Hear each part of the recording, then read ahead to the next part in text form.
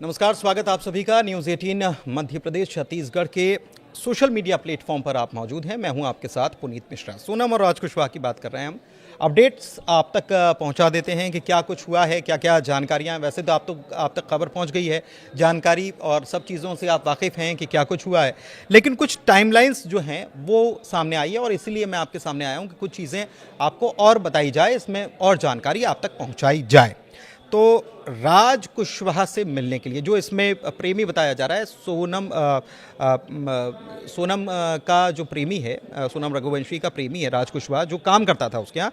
राज कुशवाहा से मिलने के लिए सोनम इंदौर आई थी और इसका खुलासा किसने किया? मेघालय पुलिस के एक बड़े अधिकारी ने किया है। हालांकि पुलिस ने ये कहा है, इंदौर पुलिस ने, मध्य प्रदेश पुलिस ने ये कहा है कि ये जानकारी हमको सार्वजनिक या हमको साझा नहीं की गई, मतलब हमको नहीं बताया गया कि ऐसा कुछ हुआ था। लेकिन ये जानकारी आई है कि 25 तारीख को राज कुशवाहा से मिलने के लिए सोनम रघुवंशी आई थी। एक चीज़ और है, आपने सुना होगा जो बातचीत हो रही है सोनम रघुवंशी और राजा रघुवंशी की अपनी मां के साथ।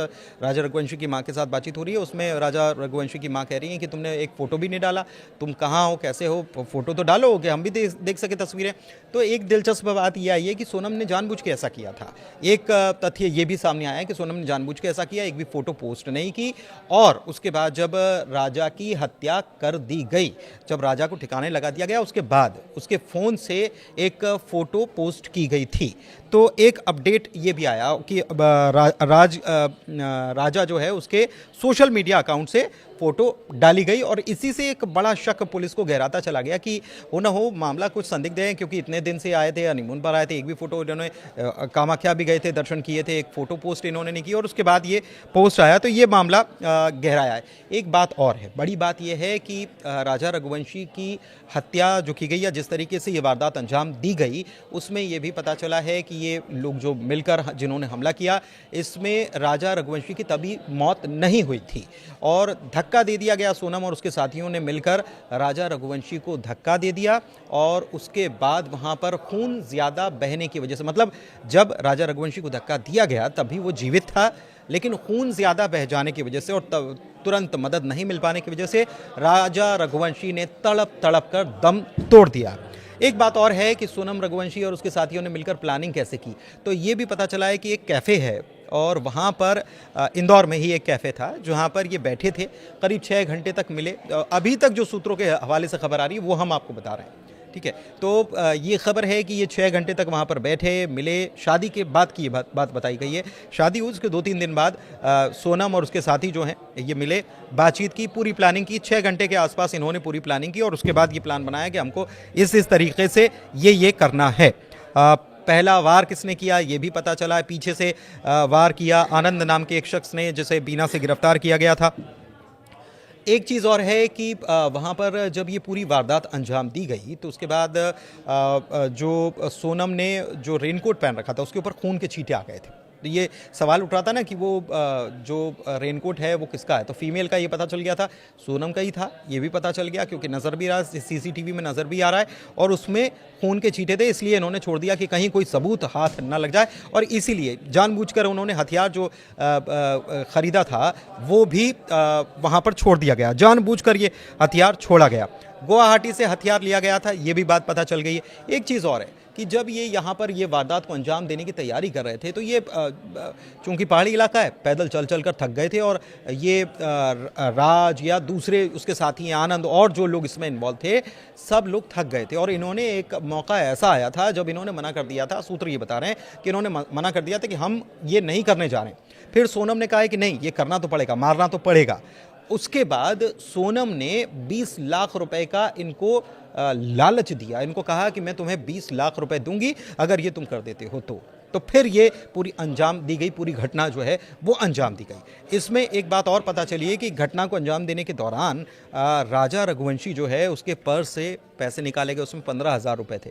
15,000 रुपये सोनम ने निकाले और उन 3 लड़कों को दिए और उन्हीं के साथ बातचीत करते हुए, ये सीसीटीवी में तस्वीरें कैद भी हुई हैं, उन्हीं के साथ बातचीत करते हुए वो आगे तक गई है। वहाँ पर उसने जूस पिया है, जूस के बाद फिर वो बस में बैठकर रवाना हो गई। इस दौरान राज से उसका लगातार संपर्क जो है वो बना हुआ था और राज के कहने पर ही वो अपनी लोकेशन को बार बार बदलती रही, गाजीपुर भी गई। लेकिन इस बीच मेघालय पुलिस ने ये भी बताया है, एक वरिष्ठ अधिकारी ने बताया है मेघालय पुलिस के, कि राज कुशवाहा से मिलने के लिए इंदौर आई थी, 25 तारीख को इंदौर आई थी, वो मिली वहाँ पर और उसके बाद फिर वो वापस चली गई। फिर उसके बाद राज कुशवाहा ने उसे बताया था कि तुम गाजीपुर चले जाओ, ये बात भी सामने आई है। लेकिन एक बात और है कि राज कुशवाहा जो है, उसके परिवार के लोग अपने बच्चे को निर्दोष बता रहे हैं। माँ कह रही है कि मेरा बेटा निर्दोष है, बहन कह रही है कि मेरा भाई इतना मासूम है कि उसने कुछ भी नहीं किया है। लेकिन पुलिस जो है जिस तरीके से काम कर रही है उसमें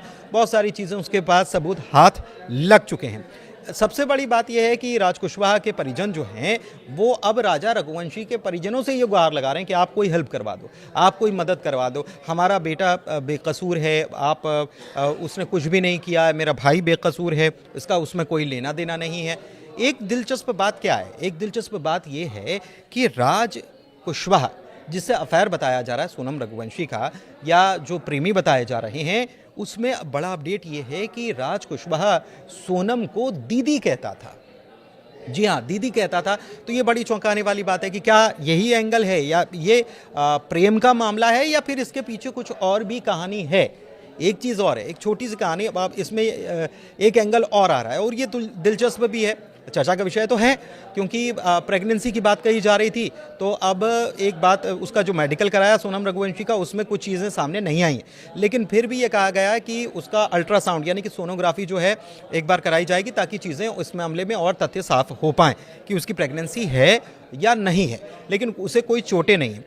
एक बात और है कि जिस पंडित को बताया था परिवार ने, और जिस पंडित ने बताया था कि पूर्व दिशा की ओर वो लेके गई है, इसमें महिला इन्वॉल्व है, और जिसने ये कहा था कि उल्टी तस्वीर लगा दो तो उसका पता चल जाएगा, तो उस पर लोगों का भरोसा बढ़ गया है। बड़ी चर्चा हो रही है कि अरे पंडित जी ने तो बहुत सही बात बता दी।